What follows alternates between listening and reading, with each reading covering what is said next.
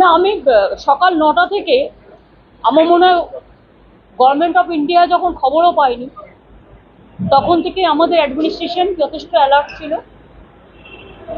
এবং সকাল 9টা থেকে আমি নিজে মনিটরিং করেছি যতক্ষণ পর্যন্ত টোটাল রেস্কিউ অপারেশন ওভার না হচ্ছে, মানে যতক্ষণ পর্যন্ত টোটাল রেস্কিউ অপারেশন ওভার না হয়েছে ততক্ষণ পর্যন্ত সকাল 9টা থেকে আমাদের পুরো অ্যাডমিনিস্ট্রেশন, চিফ সেক্রেটারি থেকে শুরু করে ডিএম থেকে শুরু করে পুলিশ থেকে শুরু করে আমরা সঙ্গে সঙ্গে স্পটে অ্যাম্বুলেন্স পাঠাই, মেডিকেল হসপিটালে ডাক্তারদের পাঠাই, মেডিকেল কলেজে ভর্তির ব্যবস্থা করি, ডেড বডি রেস্কিউ করি এবং ডিজাস্টার টিম পাঠাই, টোটালটাই আমরা করি।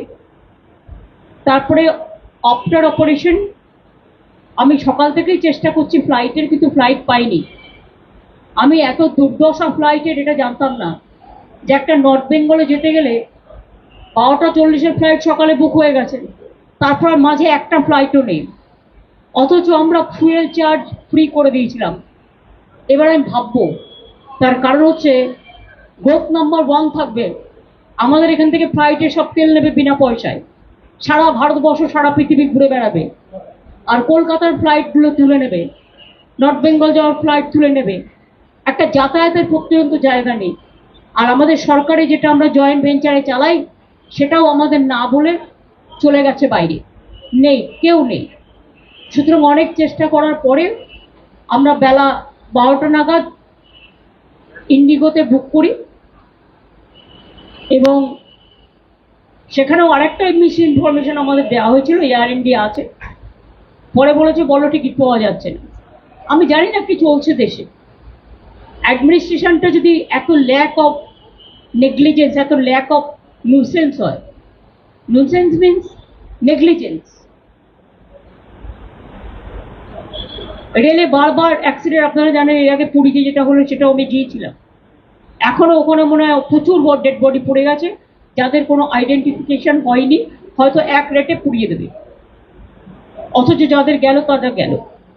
দেখুন, অ্যাক্সিডেন্ট হতেই পারে, অ্যাক্সিডেন্ট কারো হাতে নেই এটা ফ্যাক্ট, কিন্তু সাথে সাথে এটাও ফ্যাক্ট অ্যান্টি কলিউশন ডিভাইস আমি তৈরি করে দিয়ে এসেছিলাম।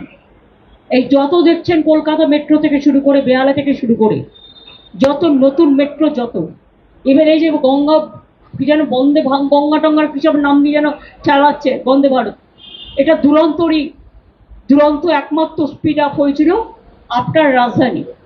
সেটা কোথায় আমি জানি না, হয়তো সেটাকেই নকল করে একটা যতটুকু না করেছে তার থেকে বেশি ভাড়া বাড়িয়েছে। প্রতিদিন শিয়ালদায় মানুষের কি নিত্যযাত্রীদের যা সমস্যা আপনারা প্রতিদিন আমি দেখতে পাচ্ছি, এবং আমি জানি না এই জায়গাটায় কেন বারবার এটা ব্ল্যাক স্পট। তার কারণ হচ্ছে এর আগেও গাইসাল ইনসিডেন্ট হয়েছিল, যেটা মনে রাখবেন, ওর থেকে একটু দূরে চোপড়ার কাছে বর্ডারে ফাঁসি দেওয়াতে আজকে যেটা হয়েছে অ্যাক্সিডেন্ট, এটা আরো মারাত্মক হতে পারত। একটা ট্রেন এসে যখন আর একটা ট্রেনকে ধাক্কা মারে তখন ঠিক থাকে না একটা বডি কোলাপস হবে না 10টা কোচ, ইট ডিপেন্ডস অন। সুতরাং তাও 70-80 জন আহত, এখনো 20 জন ক্রিটিক্যাল আছে। আমি যেহেতু কোনো যাতায়াতের ব্যবস্থা ছিল না, চেষ্টা করা সত্ত্বেও সেই জন্য দেরি হলো, কিন্তু আমি অপারেশনটা টোটাল করে দিয়েছি। আমি এখান থেকে নর্থ বেঙ্গল মেডিকেল কলেজে যাব।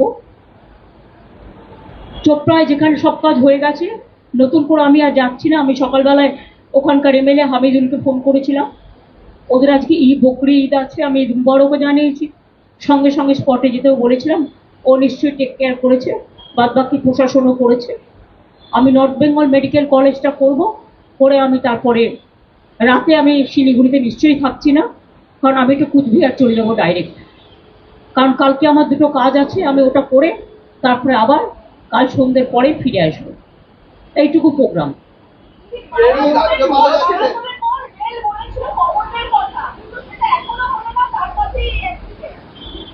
কি বলেছিল?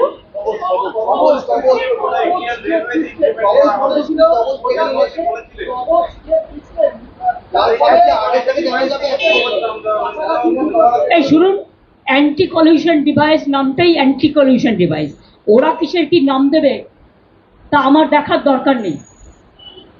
অ্যান্টি কলিউশন ডিভাইস আমি যখন রেল মিনিস্টার ছিলাম তখন করেছিলাম, এবং এর জন্য আমি কোঙ্কণ রেলওয়েকে কাজে লাগিয়েছিলাম।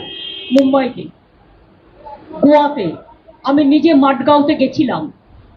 সেটা দেখার পরে এটাকে আবিষ্কার করে প্রত্যেকটা ট্রেনে লাগানো হয়েছিল। যদি ড্রাইভারও ঘুমিয়ে পড়ে অ্যালার্ম দেবে, দুটো ট্রেন কাছাকাছি চলে আসলে আটকে দেবে, এরকম নানা রকম সিগন্যালিং সমস্ত। সুতরাং ওরা ওদের ভাষায় প্রত্যেকটা জিনিস, ভাতটাকে এখন কেউ ভাত বলবে, কেউ রাইস বলবে, কেউ চাল বলবে, কেউ আবার আরো কিছু নতুন ভাষা যুক্ত করতে পারে, সেটা তার নিজের ব্যাপার।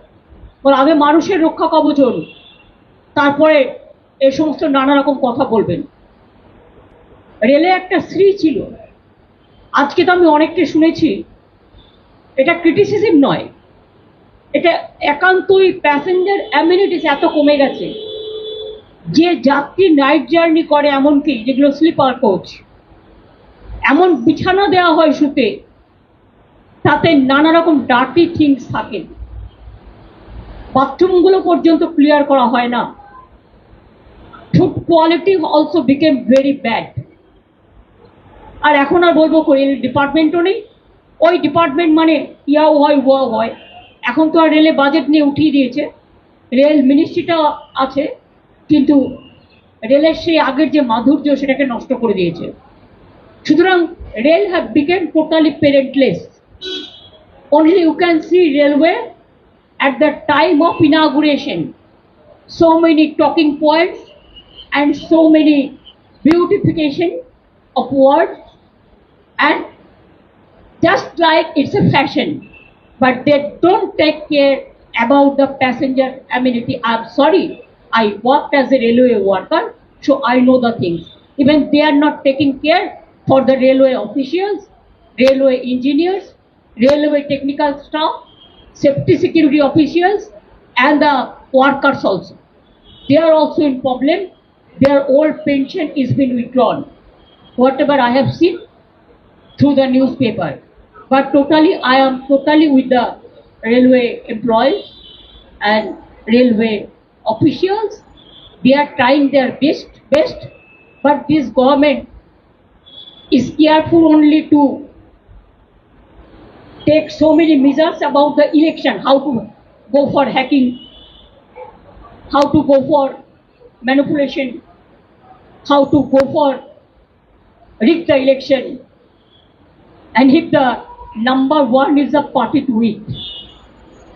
I'm not only telling the government who are the organizer, then where the country will go.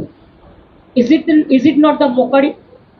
I think they should give more time for the governance, not for utterance.